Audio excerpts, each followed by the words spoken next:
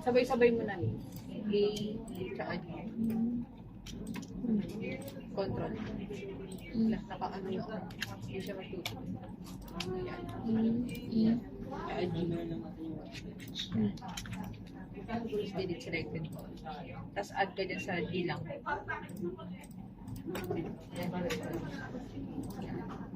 Tapos nandun sa ano na lang dito na isa.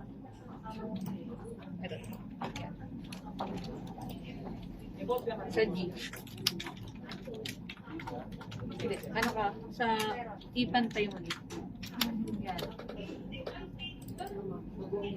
Tapos open ka ng dashboard niya.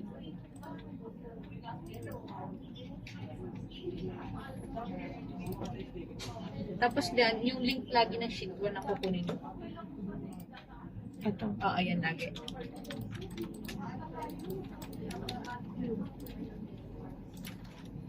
Ito kasi, kay Ma'am Chris na yan. Kaya hindi ko na yan pinapaan. Laging yung sa taas na.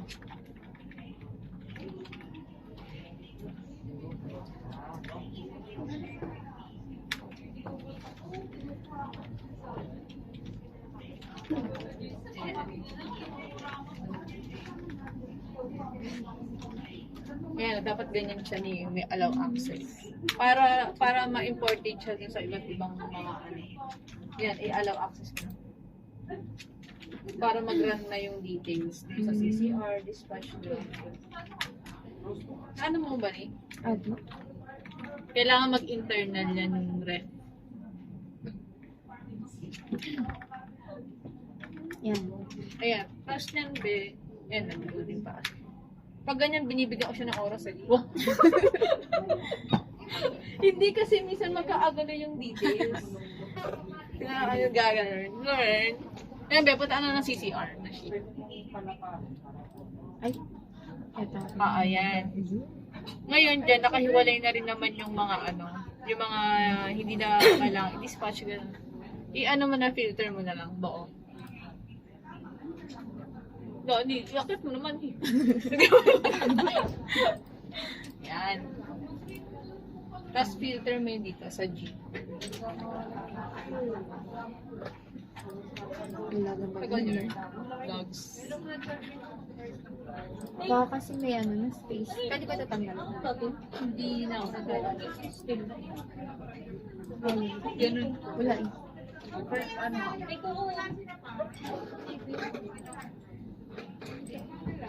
Mabagal lang.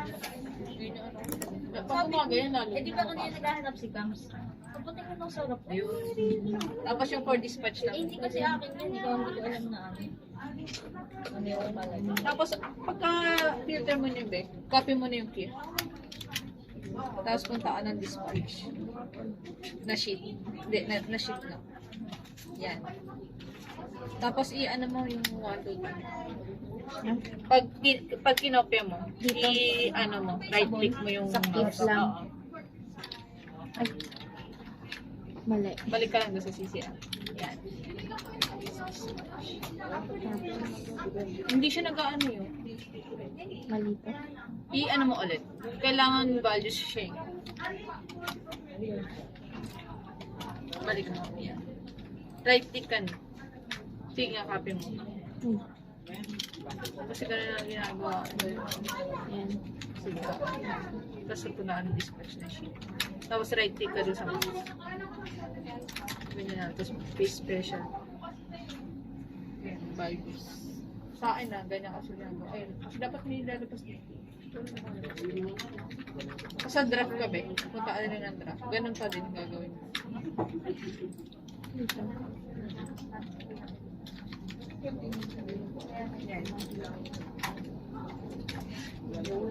Hindi mga punta ang mga binang dispatch. Dapat may gawin mo. Yun, nag-ano na siya. Ngayon, hindi ka na mag-ano. Tignan mo, 648, di ba ba? Ngayon, puntaan ng EOD. Tignan mo kung 648 din itong lady.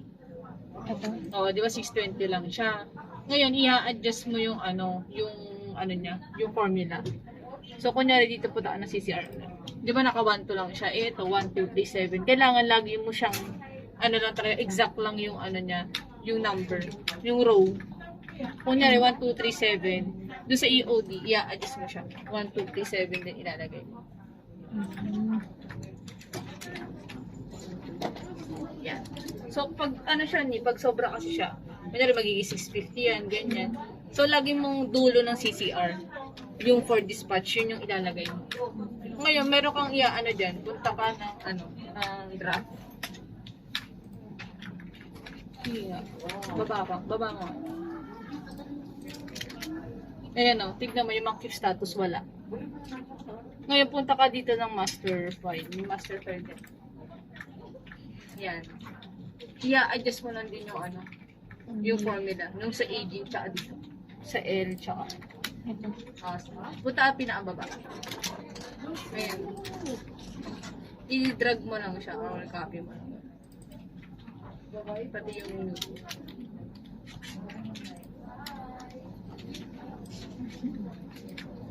ako nagawa yan, nag-i-start na ako sa baba. Tapos pa-upload ko. Pinakopy ko. Punta dito ako sa baba. Yan, ayan. Yan, meron na yung dyan. Meron na din sa... Sobra.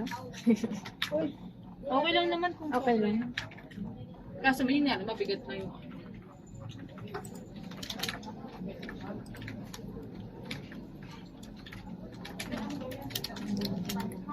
yan. Para magkaroon siya ng laman. Yun, tapos magdi-dispatch ka. Pag nag-dispatch ka doon sa dispatch na sheet. Oo, dyan ka maglalagay dito sa processor. Sige, maglagay ko na. Mo, kunyari 648 divided by 4. 162, ganun. 162, sige, maglagay ka ng pangalan. Hindi, ikaw na magaling sa Ikaw na mag-ginawa. Siyempre, ganyan ako ginawa yun eh. Tapos, 160 pa lang. Para lang makikita mo yung sa dispatch kung pangalan. Dapat, row 163. Tapos yung iba palagay mo. Ako ginagawa, kinakopya ko yung sa'yo lahat eh. Para mabilis ako. Sige. Oo nga. Kopya mo na lang yun. Tapos yan, tapos dahil yan sa start.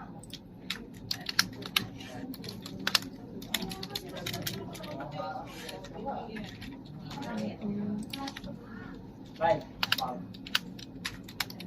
Diba ko lang isa dyan. Isa pa, lagyan mo pa ako isa. Tapos kay root.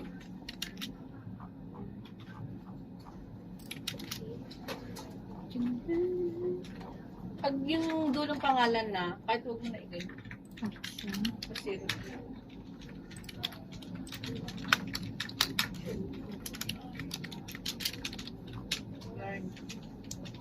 Yan, after nyan, punta ka na dun sa open mo na yung dispatch.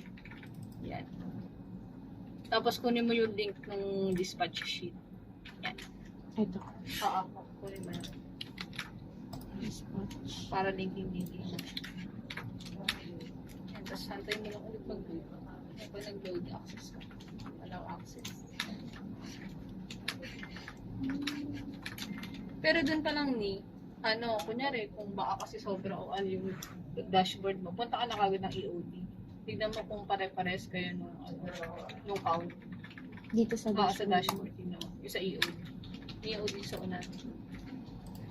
Yan, tapos tignan mo kung panday kayo. Yan. So, pag tama na, tsaka mo siya ilalagay dun sa dispatch na template. Saka kailanagay yung link. Kung mag-ayusin mo na kagad doon sa dashboard, Tapos punta na ng dispatch. Ayun na, kailangan kasi may details. Misa kasi wala eh. Kaya nung ayun, tapos Check natin. lagyan mo na lang din siya ng filter. Ayan. Okay naman siya. Tapos yung EOD, tignan mo na lang din. Ito. Ayun yung EOD. Ayun, kasi ako nilalagay ko kung work from home. Ikaw bahala ka na. Ganun. Tapos yun, yung parang pag-email ni Jackie, gano'n lang din. Ito na yung kinakopya ko hanggang dito. Para malalaman lang din mo yung kasi thinking na niya. Sige. Kaya talagang importante yung ma-adjust mo yung sa dashboard. Kasi nagre-reflect siya dito. Kasi kanina diba 620 lang siya kulang. Eh pag inad mo to, hindi naman 620. So dapat lagi siyang exact yung niya, number niya. Committed na ako Kasi pag sumobra ka doon, yung formula mo, Ano? sasobra rin siya. Pag kulang, minsan kasi kulang yan eh. Kaya lagi ako nag-a-adjust doon. Sige na. Pati doon sa master file kasi dapat may new yun eh. Dito sa dashboard. Yung sa dispatch kanina, ayan, nandito. Yan, lagi kasing kulang. Ito lagi din po. Ba't pala sinopera ko ng limang isa? Ginawa niya 2,000. Ano? Nakapako siya ng 1,000. Ayan. Pag nakarating ka na doon sa kay dispatch na template, ayun yan. Okay. I-screenshot mo lang yan. Tapos send mo na kagad. Okay na yun lang. Alam mo naman kung paano mag-attach niya yun, di ba? Yung link lang. Okay. Sorry. Tapos ulitin mo na lang ulit yan. Edge na lang. Oo, yung edge na lang talaga. Yung pa naman yung first. Kasi yung Try yung to sa EDMS, minsan ko naman siya ginagawa. Di ba may EDMS pa? Actually, nilalagay ko pa rin naman siya kahit pa paano. Para lang wala lang, guide lang siya. Pero wala na kasi siyang bearing. Hindi na natin siya ginagamit. Kasi may 4 pin kasi tayo.